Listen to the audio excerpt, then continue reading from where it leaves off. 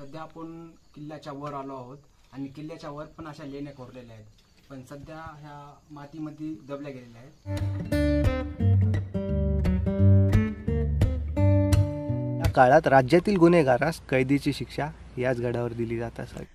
या ठिकाणी अधिकांशाने काटेरी वृक्ष आहेत, ते खूप अंगाला लागतात, त्यामुळे खूप जपून वर जावं लागत आहे. नमस्कार मित्रांनो, इनक्रेडिबल मराठवाडा या मालिकेच्या नव्या कोऱ्या भागामध्ये मी सुशील शहाणे तुमचं स्वागत करतो. आजच्या या भागामध्ये आपण जालना जिल्ह्यातील अंबड तालुक्यामध्ये स्थित असणाऱ्या रोहिला गडास भेट देणार आहोत. तर पाहूया हा गड कसा आहे. तर मग चला.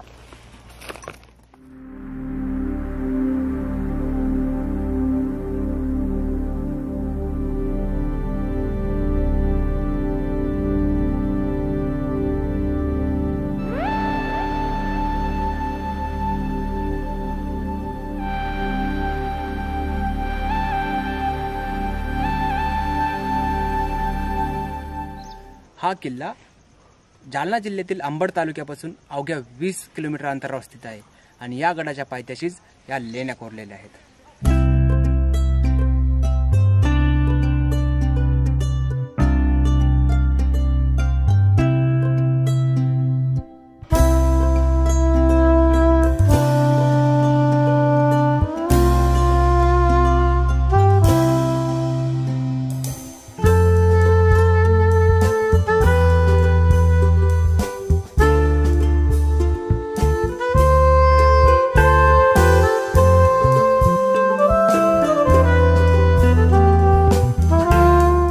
पाठीमागे दिसतोय ना, तो रोहिला गड आहे आणि आपल्याला तो सर करायचा आहे.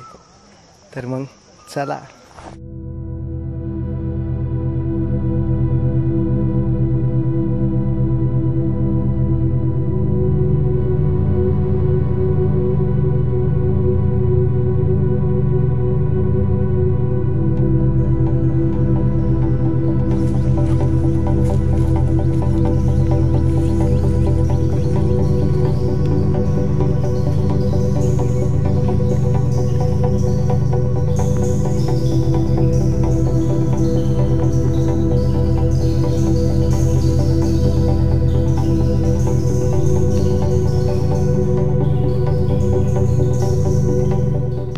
जवळजवळ 10-15 मिनिटं झालं आम्ही गड चढतोय.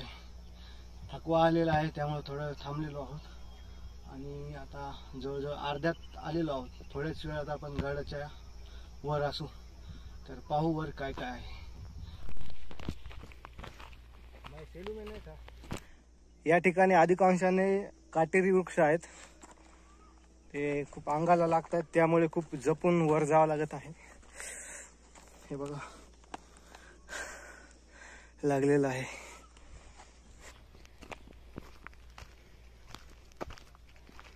आपण गडावर पोहोचलेलो आहोत.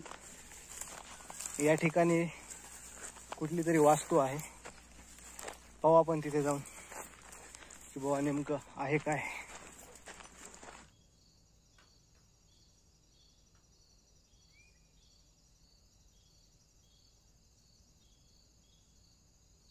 सध्या आपण किल्ल्याच्या वर आलो आहोत आणि किल्ल्याच्या वर पण अशा लेण्या कोरलेल्या आहेत, पण सध्या ह्या मातीमध्ये दबल्या गेलेल्या आहेत. तुम्ही बघू शकता.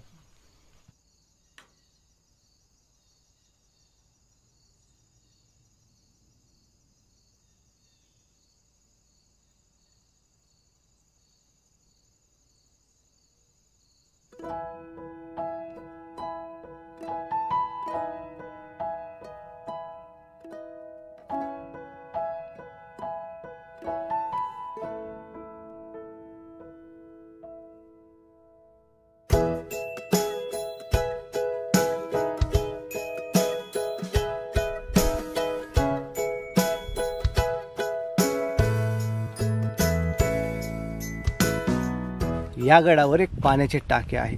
त्याचा आकार पाहता इतिहासात या गडावर माणसाचा राबता असावा. आणि या गडावर कारागृह सुद्धा आहे. त्या काळात राज्यातील गुन्हेगारास कैदीची शिक्षा याच गडावर दिली जात असावी.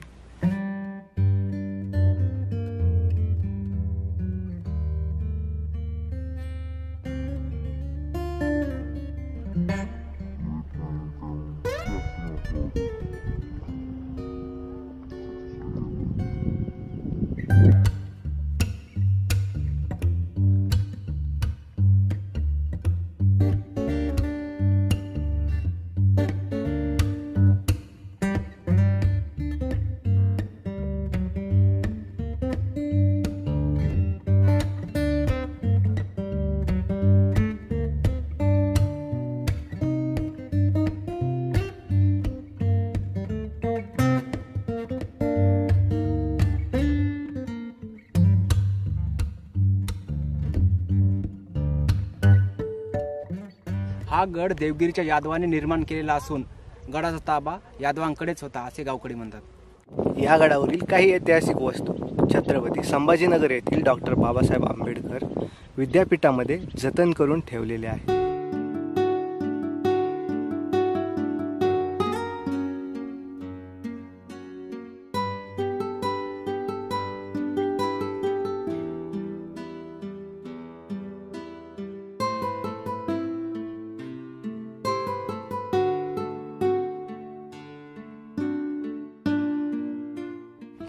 गडावर हा एक प्राचीन रांजण आहे.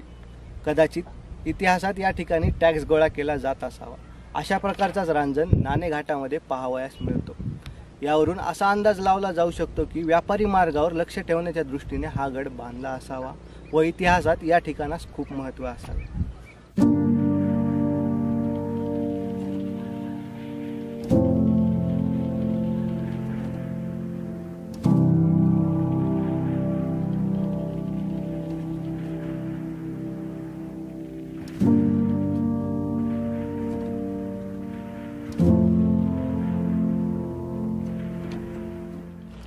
गडावर अशा प्रकारच्या अनेक पडित वास्तू आहेत. त्यामध्ये किल्लेदाराच्या वाड्याचे अवशेष असू शकतात. त्यानंतर दारुगोळ्याचे कोठार, धान्याचे कोठार, पाण्याचे टाके या वास्तू असू शकतात. तर असा आहे हा गड. आता आम्ही गड उतरण्यास चालू करतोय. पाहू खाली जाण्यासाठी किती वेळ लागतो.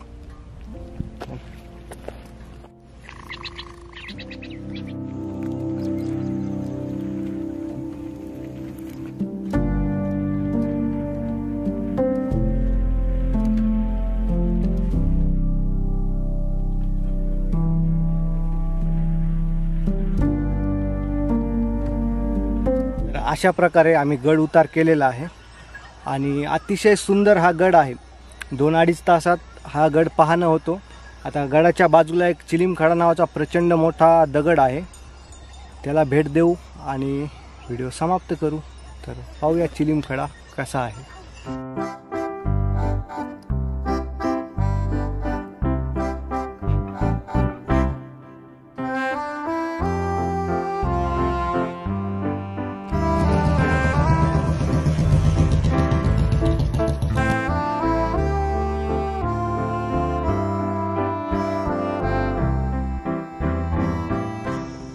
लागला का अंदाज या प्रचंड दगडाचा.